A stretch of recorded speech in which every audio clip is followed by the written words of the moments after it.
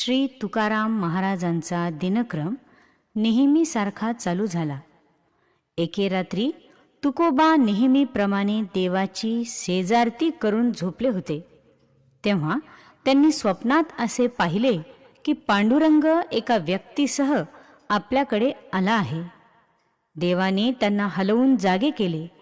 ते अंथरुणावर उठून बसले तेव्हा ते दोघेही त्यांच्यासमोर बसले. देव म्हणाला, तुक्या, हा माझा अंतरीचा जिवलग भक्त नामा आहे. याने पृथ्वीवर असताना अशी प्रतिज्ञा केली होती की 100 कोटी अभंगांची रचना करावी. मी त्यासाठी त्याला काव्यस्फूर्तीही दिली. पण 94 कोटी व 9 लाख एवढी रचना केल्यावर त्याची आयुष्य मर्यादा संपली आणि ते कार्य अपूर्ण राहिले. अजून 5 कोटी 91 लाख एवढी रचना करावयाची बाकी आहे. तरी तेवढी तू पुरी कर. त्यासाठी तुला स्फूर्ती मी देईन. यामुळे अनेकांचा उद्धार होईल. आता तू इतर अनावश्यक व्यावहारिक बोलणे बंद कर आणि काव्यरचनेला सुरुवात आज सकाळपासून कर. असे सांगून ते दोघेही अदृश्य झाले. परंतु जे घडले त्याचा विचार करीत तुकाराम महाराज मात्र पहाटेपर्यंत जागेच होते. नित्याप्रमाणे स्नान, काकड आरती, देवाची पूजा वगैरे आटोपल्यावर ते दौत लेखणी, कागद वगैरे लिहिण्याचे साहित्य घेऊन बसले आणि त्यांनी कृष्णाच्या गोकुळातील बालक्रीडांचे वर्णन करण्यास आरंभ केला. देवाची कृपा असल्या कारणाने त्यांना काव्यरचनेसाठी काहीच प्रयत्न करावे लागत नसत. पुढे पुढे तर त्यांचे नित्याचे बोलणे सुद्धा काव्यमय होऊ लागले. देवळात कीर्तनकार बुवांना जर एखादे वेळी एखादी रचना वेळेवर सुचली नाही तर तुकोबा तिथल्या तिथे ती रचून पूर्ण करीत. सर्व लोकांना या गोष्टीचे नवल वाटू लागले. हळूहळू त्यांची कीर्ती चहूदिशांना पसरली. तुकाराम महाराजांचे अभंग लोकांच्या मुखी झाले. अत्यंत सोप्या व साध्या शब्दातील त्या रचनांनी लोकांना वेड लावले. परंतु याच सुमारास चिंचवडचा मंबाजी नावाचा एक ब्राह्मण देहू गावात येऊन स्थायिक झाला. तो विद्वान असून त्याने एक घर घेऊन तिथे आपला मठ स्थापन केला होता. त्याचा काही शिष्यवर्ग सुद्धा होता. परंतु तुकाराम महाराजांची वाढत चाललेली प्रतिष्ठा पाहून त्याचा फार जळफळाट होत असे. हा एक अशिक्षित असताना सर्व लोक त्याला नमस्कार करतात. एवढेच नव्हे तर ब्राह्मण सुद्धा नमस्कार करतात. या गोष्टीचा त्याला अत्यंत राग येई व तो तुकारामांचा द्वेष करीत असे. पण वरकरणी मात्र तो असे काहीच न दर्शवता कीर्तनाला नेमाने येऊन बसत असे. तथापि त्याचे लक्ष मात्र कीर्तनात नसून तुकाराम महाराजांचे काही उणे दिसते काय हेच तो पाहत असे. आणि तशी संधी त्याला एके दिवशी मिळाली. त्याचे असे झाले. या मंबाजी गोसाव्याचे घर देवळामागे दक्षिणेकडे होते. आवारात काही झाडे लावून त्यांनी त्यांच्याभोवती कुडाचे कुंपण केले होते. आवली घरची म्हैस घेऊन नदीवर निघाली असताना त्या म्हशीने आवलीला न जुमानता कूड मोडून आत जाऊन बरीच झाडे खाल्ली व नासधूस केली. ते पाहून मंबाजीला फार संताप आला. पण बाई माणूस जाणून तिला काही न बोलता तुकोबांच्या नावाने शिव्यागाळी देऊन त्यांच्या पूर्वजांचा मात्र उद्धार केला. नंतर पुढे एकादशी जवळ आली असे पाहून त्याने कुंपण करावयाच्या मिशाने बरीचशी काटेरी झुडपे आणून देवळामागे प्रदक्षिणेच्या मार्गावर पसरून ठेवली. ती जेव्हा तुकोबांच्या नजरेस पडली तेव्हा भक्तांना त्रास होईल असे जाणून ती उचलून दूर करू लागले.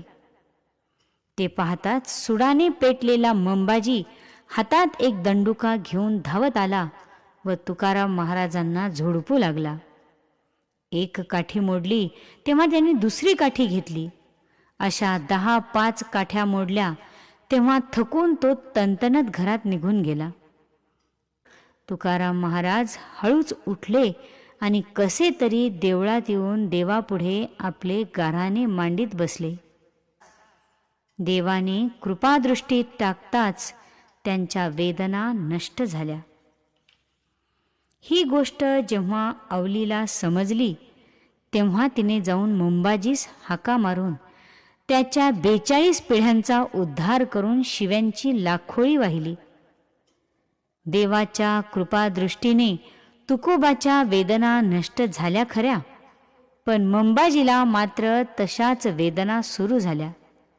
रात्री कीर्तनाला जेव्हा तुकाराम महाराज उभे राहिले तेव्हा त्यांना मंबाजी बुवा दिसला नाही. तेव्हा त्यांनी एका मनुष्याला चौकशी करण्यास पाठविला असता त्याने येऊन सांगितले की बुवांचे अंग अतिशय दुखत असल्यामुळे ते येऊ शकत नाहीत. तुकाराम महाराजांना फार वाईट वाटले. ते कीर्तनातून उठून मंबाजीच्या घरी गेले व क्षमा मागून त्यांचे अंग चेपीत बसले.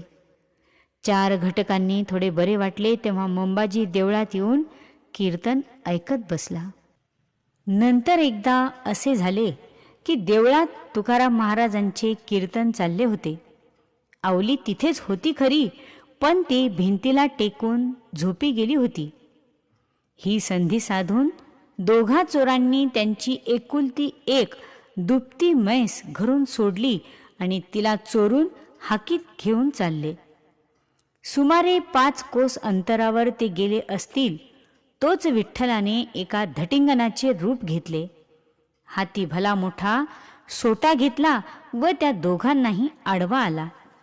सुमारे 10-12 फूट उंच, लाल लाल डोळे, मुद्रेवर खुंची भाव असा तो पुरुष पाहताच ते चोर भ्यायले व दिशा बदलून चालू लागले. तेव्हा क्षणार्धात तो त्यांच्या समोरच प्रगट झाला. मग त्यांनी विरुद्ध दिशेची वाट धरताच समोर तोच दिसू लागला.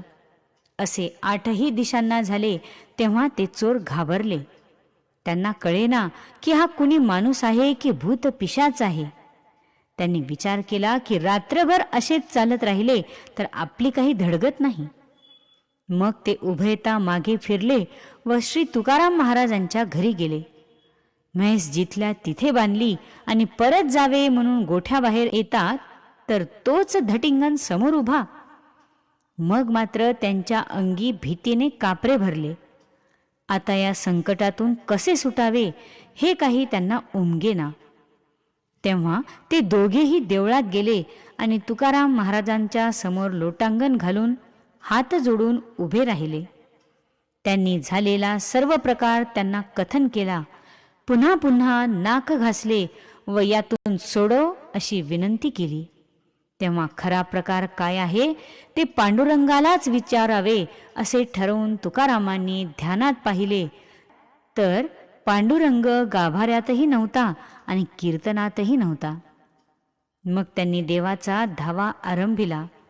तेव्हा धटिंगणाच्या रूपाने देव समोर प्रगट झाला. मग तुकाराम महाराजांनी त्या चोरांना म्हटले की आता उठा व घरी जा.